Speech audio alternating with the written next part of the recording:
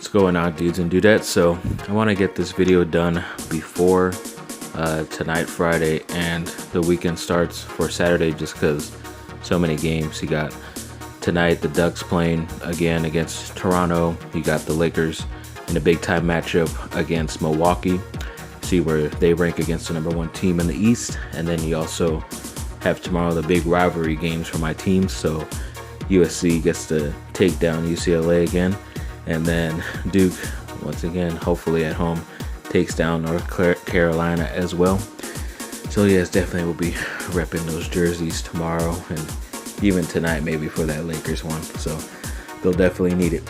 But yes, and I did forget to mention, because I somehow found out later on Wednesday that Inside the Actor Studio host James Lipton had passed away. And yeah, it sucks. He'd lived a very long life, 93 years old, but yeah, it's weird I didn't hear about it at all. But he was a great guy. I liked his show a lot. Did a lot of cool stuff, and even like his random stuff on like Conan or other type of shows, him doing some funny things is pretty cool too. So yeah, rest in peace then. To get on to this stuff, not waste your time, guys. So yes, the Chargers have agreed to their second string running back at Austin Ekeler, who was due to be a restricted free agent. He did sign a 4-year extension at $24.5 million. So it's definitely a bargain with the amount of usage that the Chargers have on him. And he's definitely going to be a starter, especially at that price. And I'm pretty sure Melvin Gordon's not going to take anything close to that or lower than what he wants. So pretty sure he's gone. That's why they still looked at Zach Moss that I mentioned in those draft meetings. So very happy about this.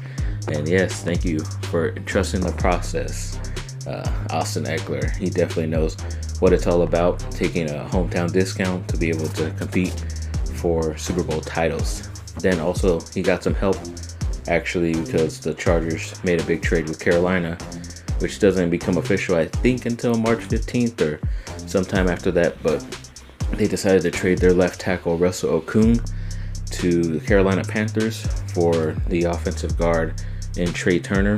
I don't know if he plays left or right, but because Trai Turner was a Pro Bowl last year, I'm pretty sure he could play any side, and very glad to get a guy like that who's not only on contract for this season coming up, but the following season as well. So that helps. And Okung was going to be a free agent anyways and getting paid like $5 million more this year than Trai Turner was, but definitely seems like the Chargers saved a couple millions of dollars to be able to put forth into that more than $49 million that they were projected to have when the free agency started. So I'm happy about that. Then the Lakers officially signed Dion Waiters.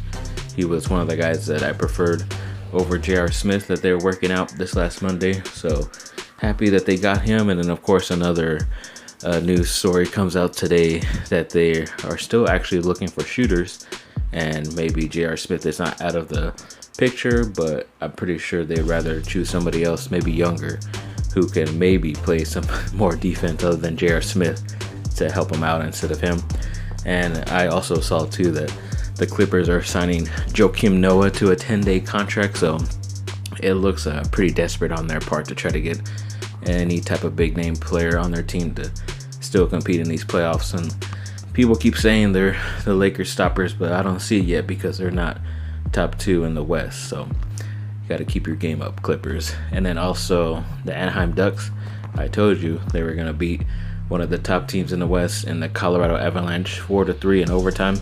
It took overtime, but they still won. And like I said, they might win tonight against the Maple Leafs, because I think Toronto is a top 4 team out in the East as well. And then the next 2 or 3 games after that, they play crappier teams, so the Ducks will probably lose those games. But yeah, that's just the way it is, I guess. So of course something crazy and dumb has to come out for USC about, if they're gonna maybe leave the conference when their TV contract is up in I think 2024 from the Pac-12 network, just because they haven't really been allowing them, or any of the teams, even Oregon, to be out in the spotlight throughout the whole season. And it's always because it's the West Coast team, nobody really cares, but for some reason they don't allow the good Pac-12 teams to play in those windows from like 12 to 4. It's always reserved for Big Ten or SEC, which you understand a bit because they're in the Midwest or East Coast and there's certain time limits. But I mean, you gotta give the West Coast some love, but yeah, there was a proposed thing where they would kind of join forces with the Big 12, with like UCLA coming as well with USC and University of Washington and somebody else. It seemed kind of retarded. I think Oregon, like they try to take all those top teams, but it makes more sense if teams like in the South, like because Colorado has been in the Big 12, so why not just take them back also? And then if it was 4 teams, then you still take Utah, who's still out in the Midwest kind of area, the lower Midwest, and then USC, UCLA, maybe an Arizona school if they wanted to instead of UCLA. But there are either easier ways to take certain Pac-12 teams out there, especially because even like West Virginia is part of the Big 12, and you have to travel like way up north for that game, so that'll be tough for definitely the Oregons or the Washingtons out there. Doesn't make sense, but I think USC should just be an independent at that time and be able to make your own schedule, play whoever you want, go wherever you want, and dominate like how you used to. And hopefully by then, what is that, like 4 or 5 years, that you'll finally turn it around, hopefully. But yes, then ESPN kind of came out with the list of the top players under 25, I believe it was. And of course, Luka Doncic is number 1. Ex-Duke player Zion Williamson is number 2. Another ex-Duke player is number 3, and Jason Tatum. I think it was like Ben Simmons and Karl Anthony Towns. But yes, 2 Dukes up there. And there was another proposed question by Bleacher Report asking, who would you take the next couple years, Luka or Zion? And even though I love my Duke, the Brotherhood of Duke, Zion Williamson, I think because they both kind of have health issues here and there in the first year and probably a couple years that I've seen him play. But I think I'm going to take Luka over the next couple years, just because he impacts the game more, because I think assists are very important, and because he's constantly getting a triple-double. Yeah, rebounds, you could probably gain an extra possession with offensive rebounds, but Luka can do something similar as that as well. Like I think it was a game against the Pelicans, they were only up by 2, and then he taps the ball back after someone else missed it on his team, and they got the ball back, and New Orleans had a foul, and that became one of the bigger plays towards the end. And it probably didn't count as a stat, but it's still a bigger play that Zion Williamson didn't make. So, and plus with assists, you're automatically getting 2 to 3 points per assist extra from your teammates, and it's definitely going to help you out in the long run. So that's why I take Luka over Zion right now.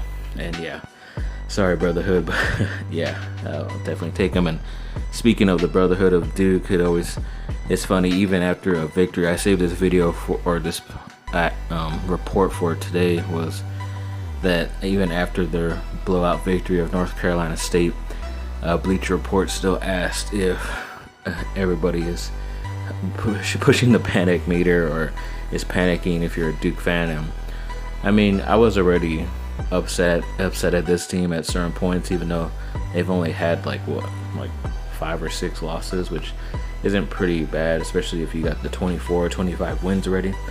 But it was just the losses to certain teams, and Duke kind of goes through this lull where they lose to crappier teams for no reason, and you kind of don't know why. But I just kind of took it as it's just them being normal, and I never thought they had the correct team at this moment to be able to do anything anyways. So I don't really expect them to go far in the tournament, kind of like a few years ago where they made it to like the Sweet 16, maybe, just depending on their matchups. But there's some pretty good teams out there. I got to do my work on like the Dayton Flyers and some of these random teams out there, Seton Hall.